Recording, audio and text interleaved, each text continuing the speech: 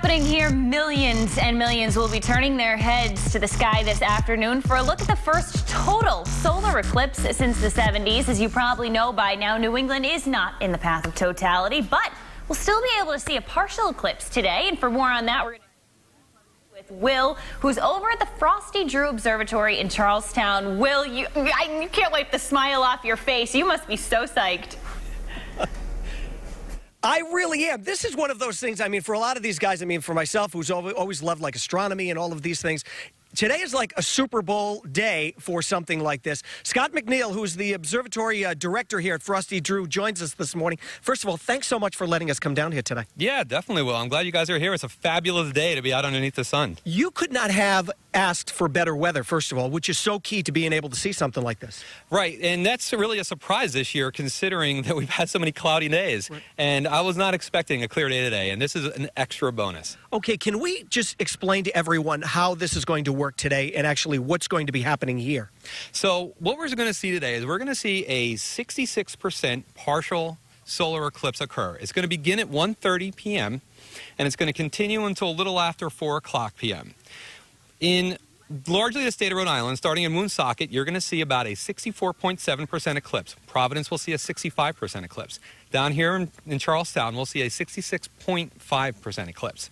We'll have telescopes available to see it, and we're going to have a lot of different viewing options. You don't want to look at this eclipse with your plain vision or unaided eye, but eclipse glasses or many indirect viewing methods will give you an excellent view. Now, you're talking about eclipse glasses. These are in hot commodity across the country. You've got some here, and people are already lining up to get them. They are, and we've had a massive influx of calls for eclipse glasses, emails about eclipse glasses. I feel like people are more interested in the eclipse glasses than the eclipse itself. I think you've got a new fashion statement. Now, I put these things on, and you can't even see your hands in front of your face. All you can see is the sun.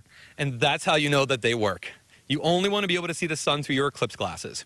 And when you put your eclipse glasses on, you don't want to be looking at the sun before you put them on. You want to be looking down, put them on, look up at the sun, enjoy your view, face down, take them off. Okay, can we show everyone out there something so cool that you actually built just a few days ago? And we can see the sun on this little device that you've made. That's right. So what we have here, this is what we call a solar projector. And this solar projector is made from a telescope that I took out of the trash.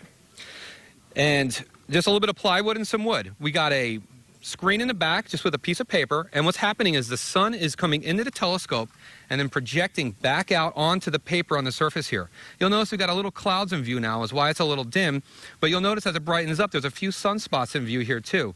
We can increase the magnification of our view, get a better view of those sunspots, or we can decrease it for a sharper view.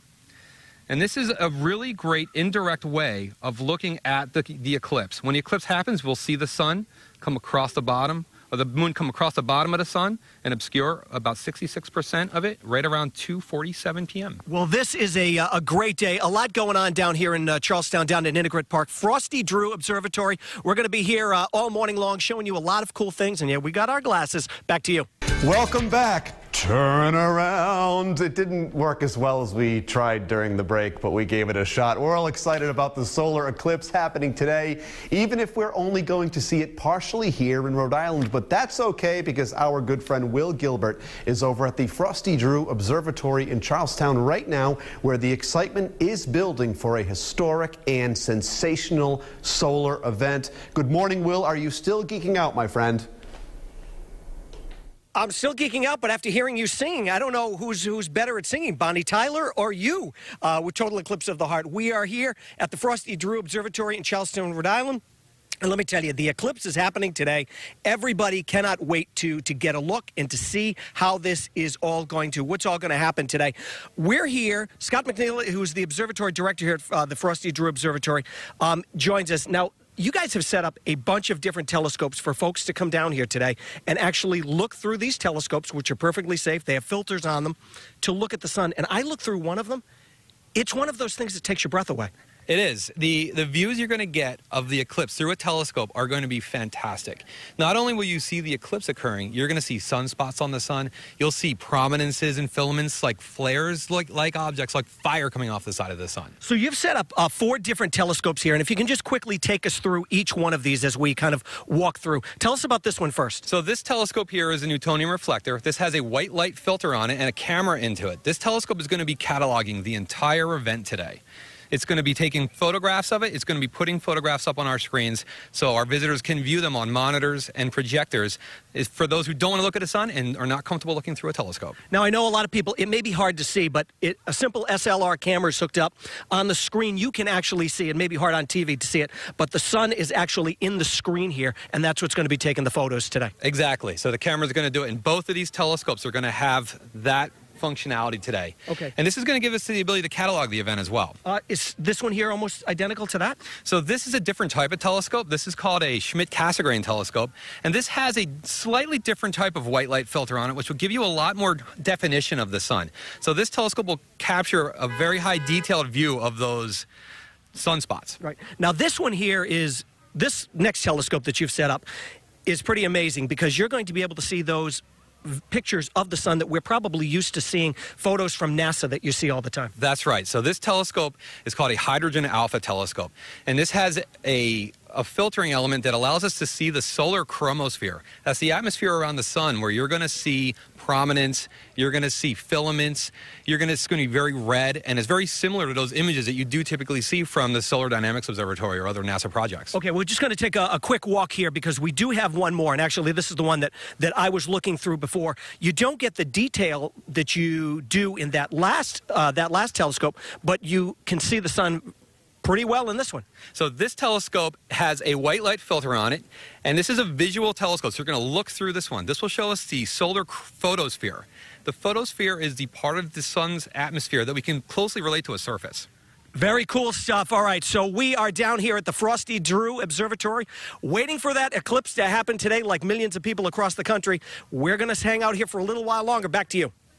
That's right. Thanks so much, Brenda. We are live out here at the Frosty Drew Observatory, Ninnegrit Park, right here in Charlestown. Now, as everybody knows, these are the hottest commodity around. These are the solar glasses, and you can tell by the line of people that are lining up already to get the glasses and kind of hang out here. Scott's still with us, showing us what to do if you don't have these glasses. There are other ways to look at the telescope. There are. So if you don't have eclipse glasses, if you don't have a telescope, you don't want to wait in line, you could do some really basic indirect viewing methods.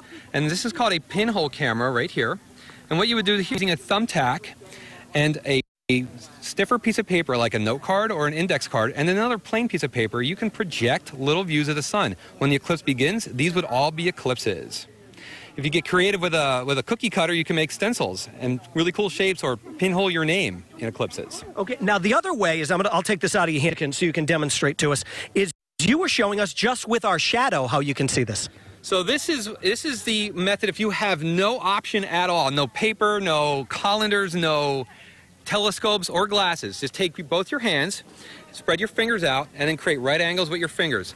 Put your back to the sun, and the shadow cast on the ground will project little tiny eclipses in between the shadows of your fingers.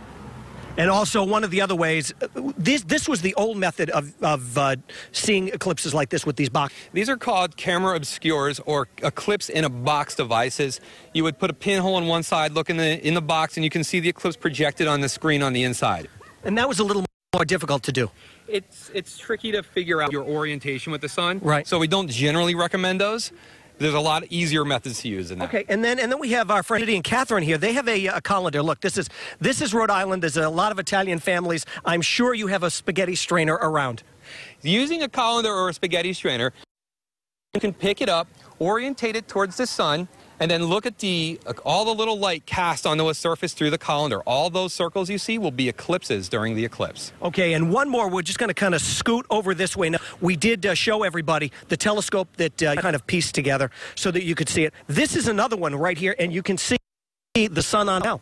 That's right. So this is another birding type telescope. What we do is we just take a couple pieces of cardboard and a little dowel, attach it to the top, and you get a nice, great projection of the sun right onto the surface of that paper, and in that projection you can see sunspots, You can see You can see the spots right in the center. right there. There's a couple of them. And you'll also see the eclipse on this. When that eclipse begins, you'll see it overtake the sun along that piece of paper. Now, one thing we were saying is you would love to have a lot of people come down here, and a lot of people are more than welcome to show up down here. They don't need down here to see the eclipse. The sun is kind of everywhere. Exactly. You don't have to be at the observatory or with all the astro geeks to catch a view of this eclipse. If you have clear skies, you can step outside with your calendar, you can step outside with your fingers, you can step outside with your eclipse glasses and just chill out. I'm proud to say that I'm a geek and I love this stuff. And we were saying before, this has kind of brought the geeks and the non-geeks together.